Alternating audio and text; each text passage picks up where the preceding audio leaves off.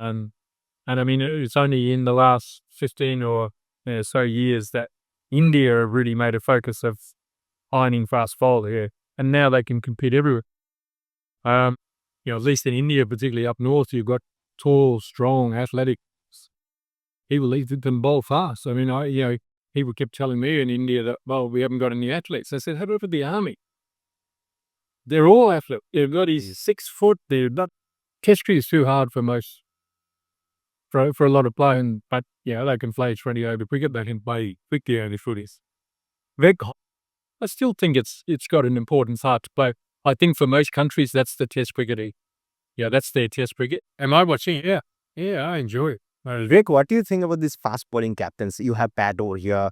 There is talk about India. Make Bumrah first. You see a future captain in Bumrah. Oh, yeah. I mean, he's a smart guy and he understands the game.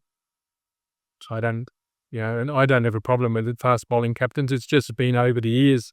Traditionally, that hasn't been, I thought that their workload was such that it'd be hard. But I think, in case of Pat, he's got good support on the field with senior players and so on. But he's got a good feel for captaincy. There's quite a bit of support around for fast bowlers. The worry, I think, for the fast bowling captains was that you've got a 5-match series. They're probably not, and you're playing 5 matches in 7 weeks. That's a hell of a workload. They're probably not going to play all 5 games. So what? Of someone standing for a game and away you go. I don't see a problem. I have very happy memories of my time in India. Sure, we had some ups and downs, and you guys, we were. Some of the face right. Controversy sells newspapers.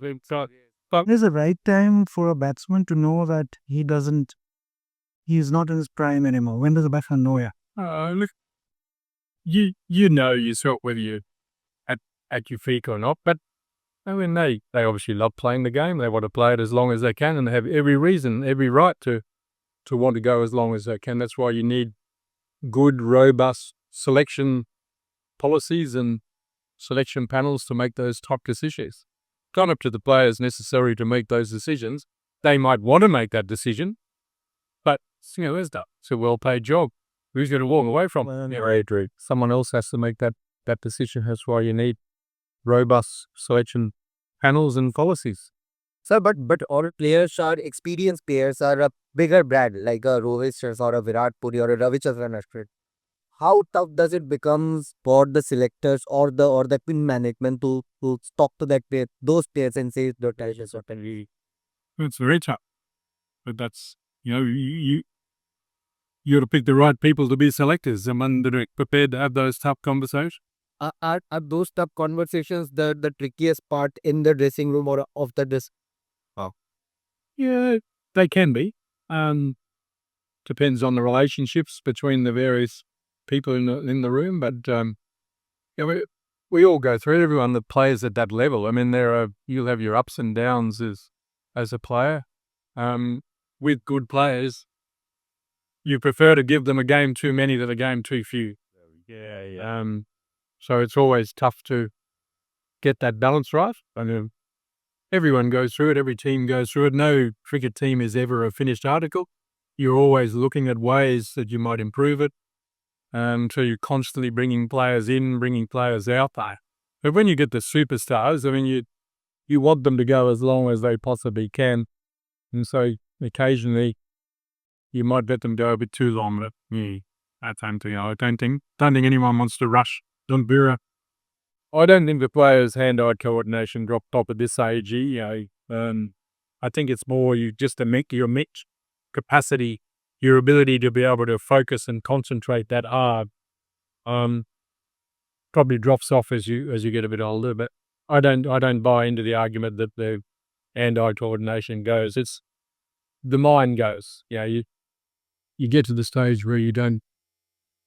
Not only you don't want to, it's just that you can't give it the single-minded focus that you did when you were younger. Your life changes, you get married, you have families. All of a sudden, you've got other things that are coming into that mental space that wasn't happening before, and then therefore you finish up with it. Just less of that space to be able to put in that effort. I mean, what it takes to make runs at this level, take wickets at this level, is huge. And you've only got to be off that much, and that's enough.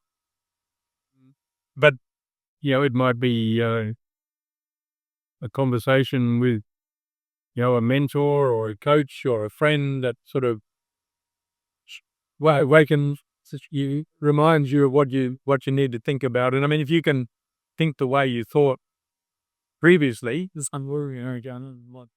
on you as a person, I think. I mean, I remember when my brother retired from Test cricket, I said, "Tony cricket left in you." He said, "Mate, you won't need anyone to," and I didn't need anyone. I knew when the time was up. So it's then whether you want to admit that the time's up, but the time's up. It's just whether you want to. Greg, one short question. You were the coach when Rahul Dravid was the captain. Now he's a World Cup winning coach. Your relationship with Rahul Dravid, and have you seen him coaching? Is now a World Cup winning coach. Yeah, I mean, he's a wonderful human being and a wonderful cricket person. He understands the game well. I'm not surprised at all.